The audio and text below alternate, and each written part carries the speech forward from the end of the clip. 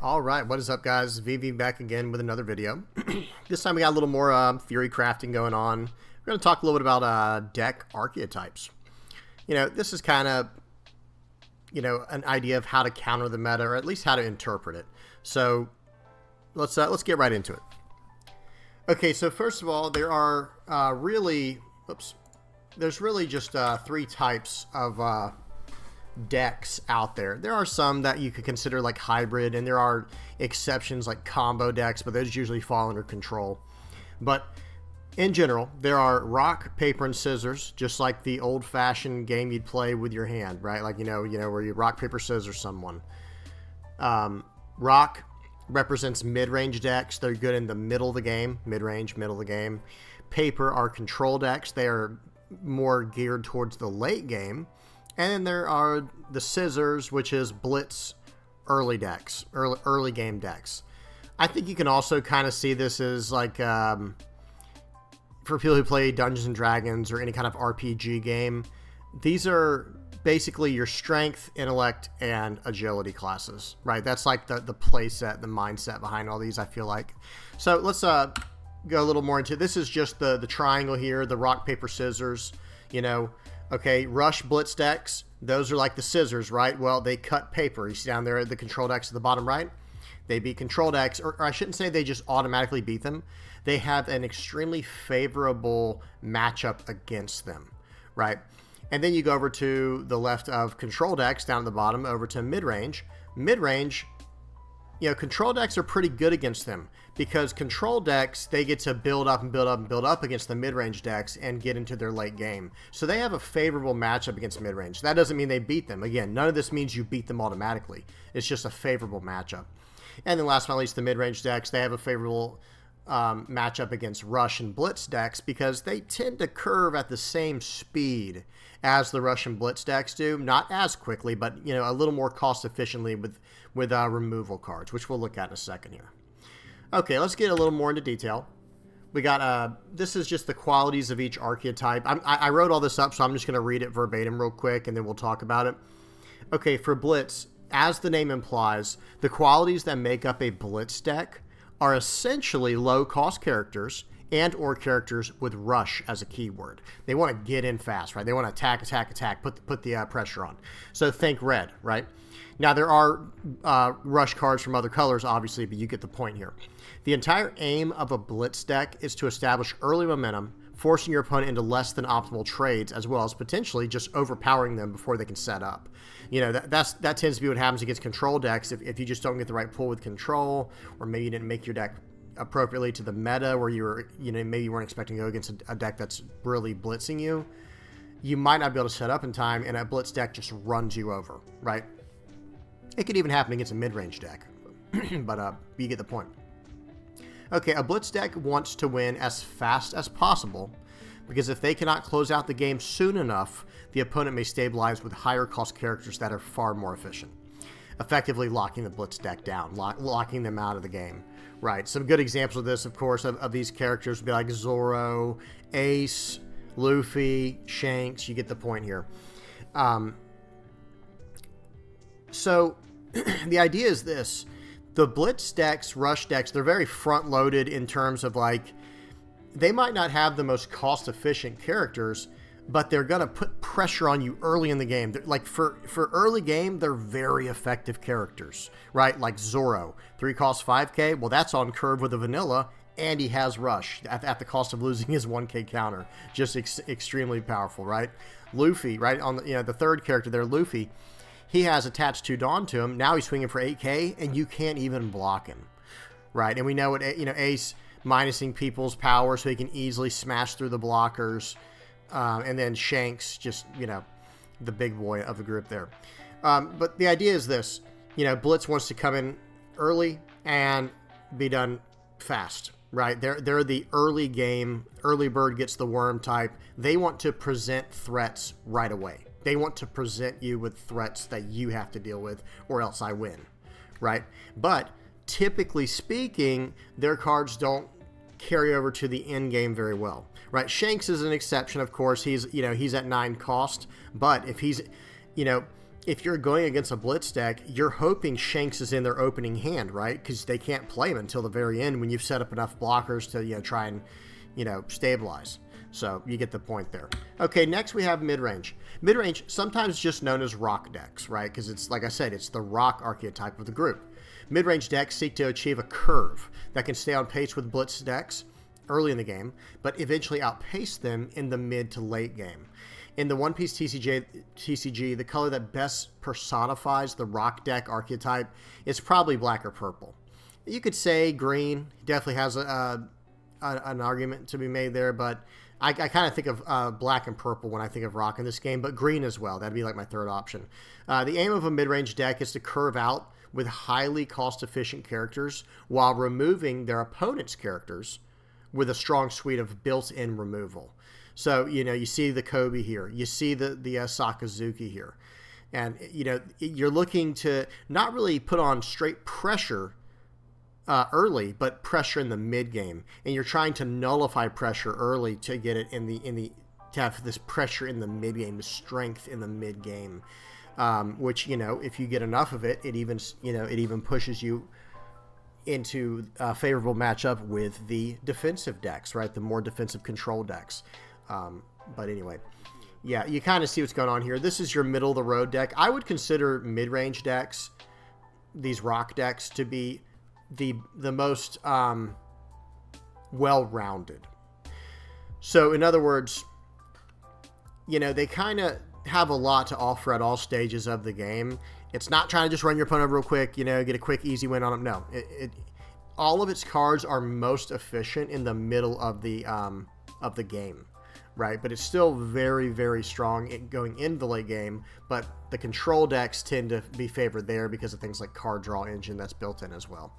So yeah, the mid-range decks very well rounded, and there's a reason I think that we see smoker decks pop up every now and then, right? Just like kind of clipping someone in a tournament, things like that. But I think black has a very strong mid-range case no matter what set you're going in, whether it be, OP03 that we're about to go in at the time of this recording over in the West, or if it's OP04. The black cards offer a very strong middle of the game, mid-range package. Borsalino's holding down the fort, right? Smoker presenting a very serious threat. Sakazuki just going out, curving out. And that too, that's one last thing I'll say about mid-range. They tend to be on a curve.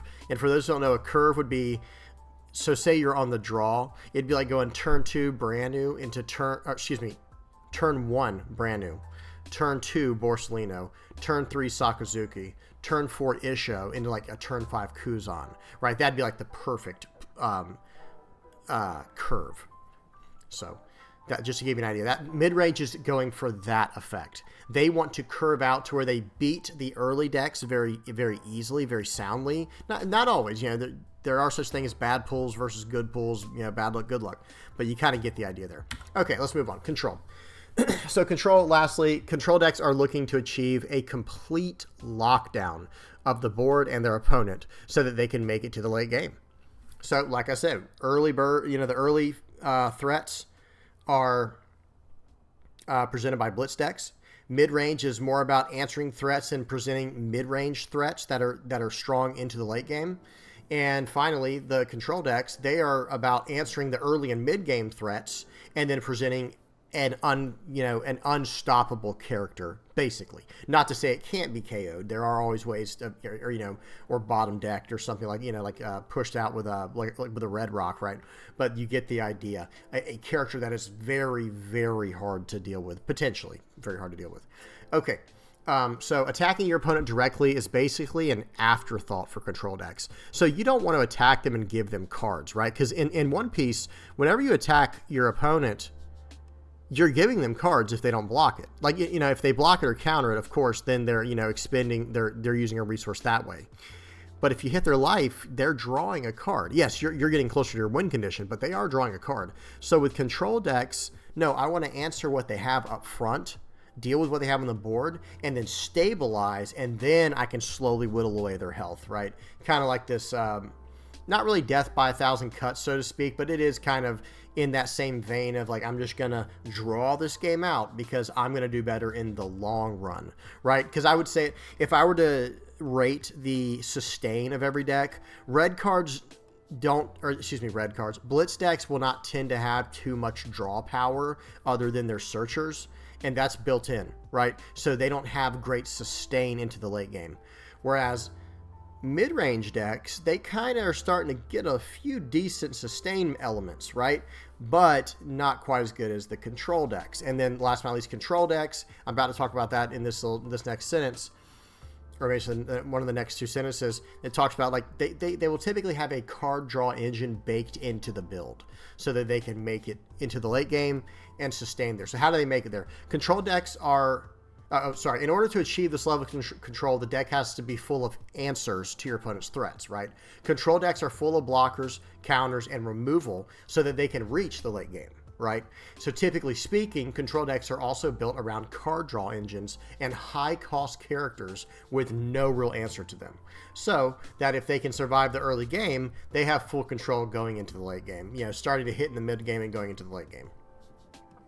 It's hard to say in One Piece. I do think there are control decks, of course, but it's a little different in One Piece than what you might expect from like maybe a more traditional game like Magic the Gathering, where you're sitting on counter spells and because this is a very character-based game so far. Who knows? It might change into a more event-based later in the sets and the seasons. We have no idea yet.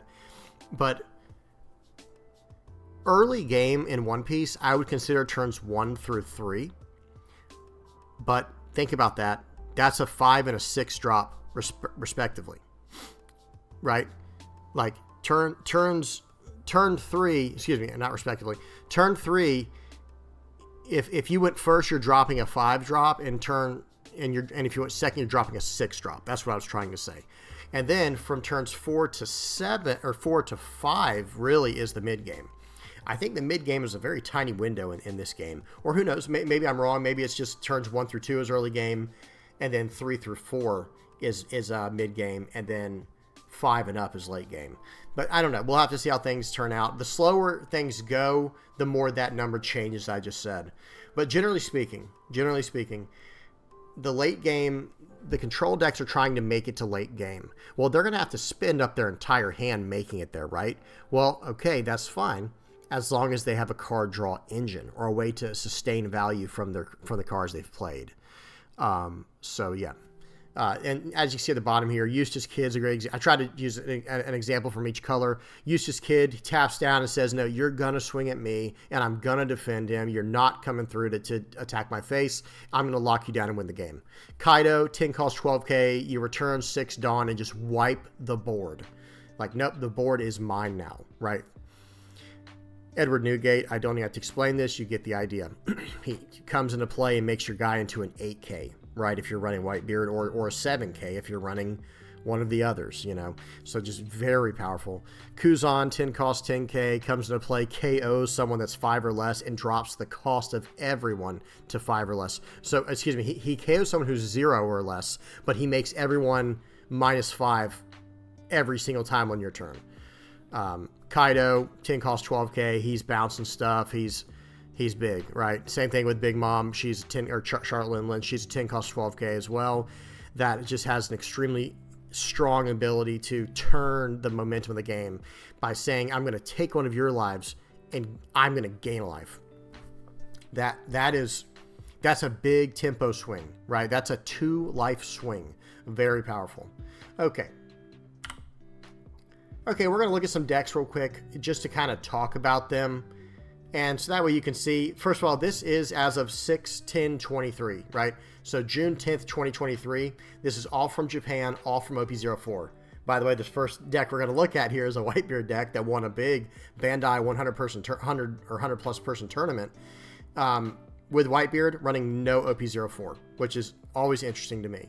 But anyway, or maybe this was one of the pre-release games. I'm not sure. I don't have the background behind it, but this deck, I don't think has any OP04 in it. Okay, so you got Otama, Brooks, Jozu, and Makino as your 2k counters. You've got your 2 searchers, right, in Whitebeard Pirates Event and Izu, however you say that name. You've got Whitebeard in the deck. You've got Ace. You've got guard points, Radical Beams, Marco Blocker. Excuse me. This deck is just very solidly built. But I will say this, it is a control style deck.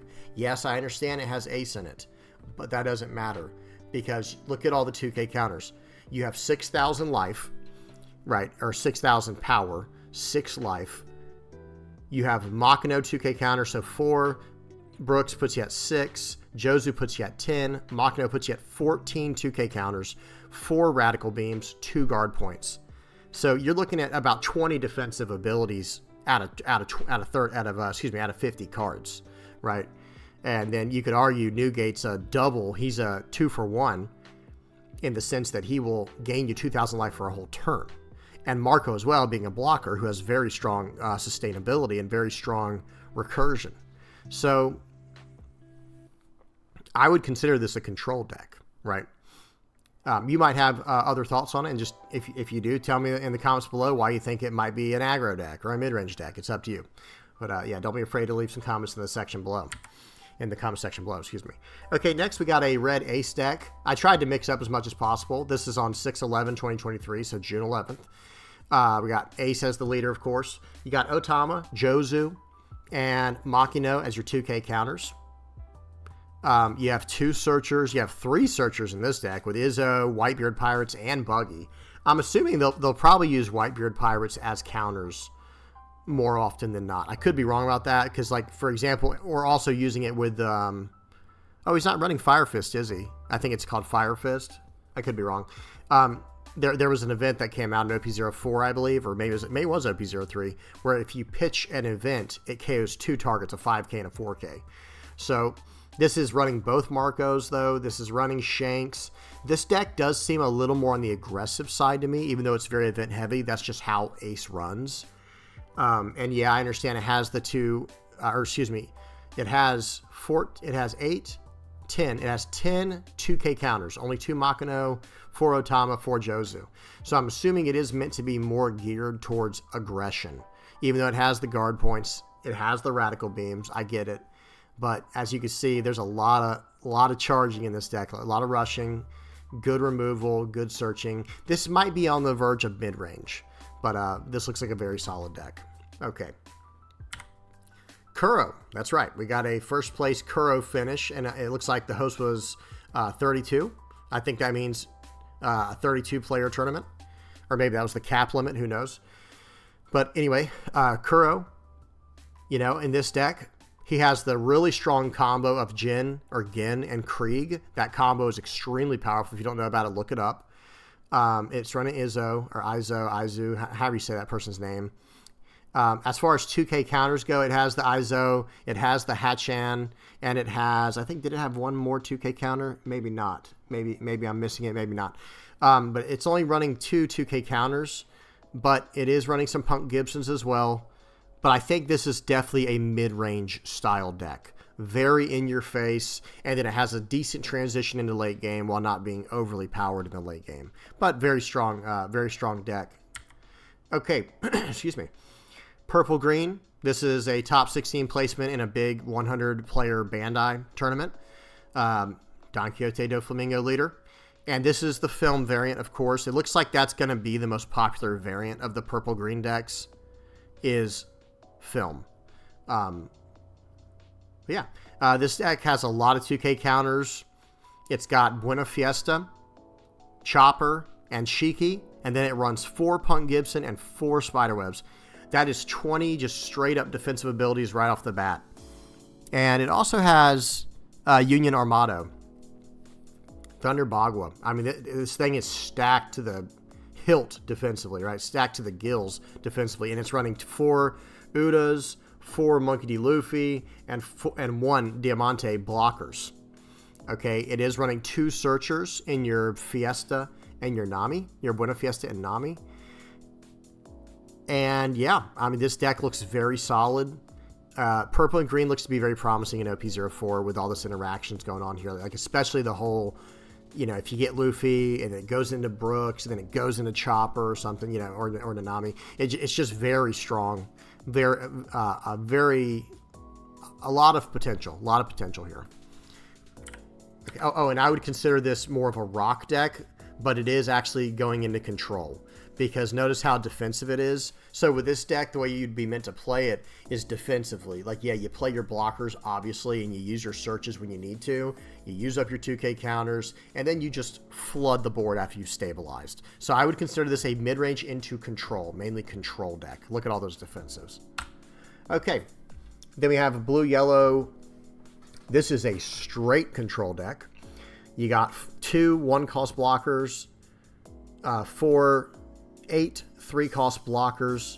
You got 8 4-cost blockers. You got a 2K counter in Beige, 2K counter in Kaya. You've got 2 searchers in Doflamingo and Perona.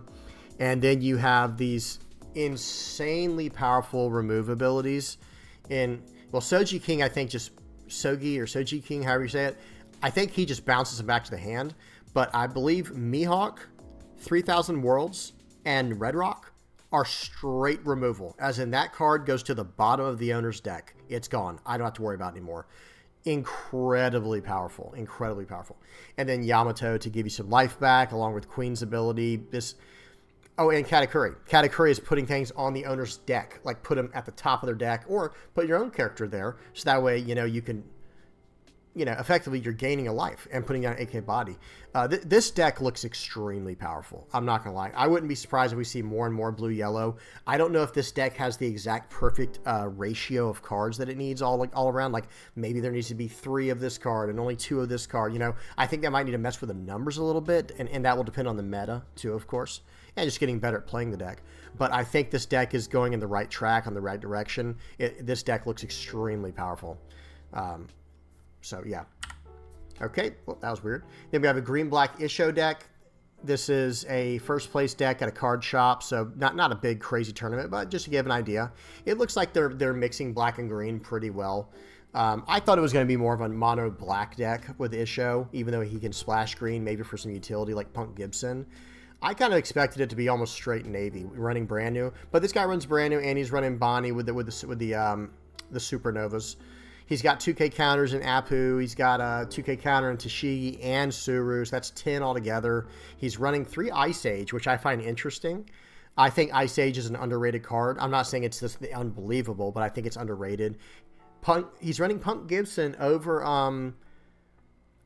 Shockwave or Impact Wave, which I find, I don't know. I think Impact Wave is one of the best 2-cost 4K counters in the game. But to each their own, right? Who knows? Maybe, things change. You never know.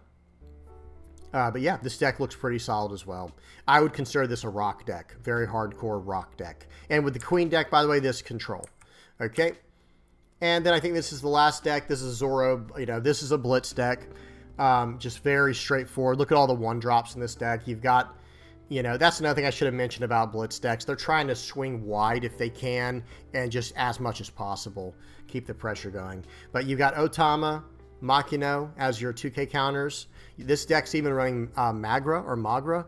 So Curly Dedan in this deck can search so many. There are, let's see, in this deck, there is Buggy, Otama, Nami, Gordon, Makino, and Magra. That's like 20 cards that it's able to just search on a whim. And it's running 12 searchers. It's running 4 Namis, 4 Buggies, 4 Curly Dedans. Or Dedan, however you say it. So this deck has a lot of firepower, and it's surprisingly not running... Oh, no, excuse me. It is running Zoro. It had the alternate art Zoro. I was like, wait a minute, where is Zoro at in this deck? There he is. So this seems like a really cool deck. It's got 2K counters in Brook, Otama, Makino, of course. And then it's got Fire Fist, the card I was talking about. Only on a 1-of. They're only running 1 Fire Fist. I guess they were trying it this tournament to see how good it was, which says pitch a... discard an event and KO a 5,000 power and a 4,000 power character of your opponents. So really cool deck here. So there you go, guys. That's kind of an idea. And this is a Blitz Rush deck. So I hope you guys enjoyed. If you have any questions or comments, leave them in the comment section below, please. I'll respond as soon as possible. Chat about it. I love talking about this kind of stuff. And it feels good to get out another theory crafting style video. I think what I will be doing going forward is I will be going over like maybe the decks of the week, so to speak, right? Where I can talk about new decks that are out there in Japan, because that's what a lot of people like to watch. And of course, I'll do stuff here in the States as well, here in the West, I should say, whenever I see that pop up. But if anyone's wondering where I got these lists from, it's from OnePieceTopDecks.com. So be sure to go and check them out if you get a chance as well. All right, guys. Hope y'all enjoyed. And until next time, peace.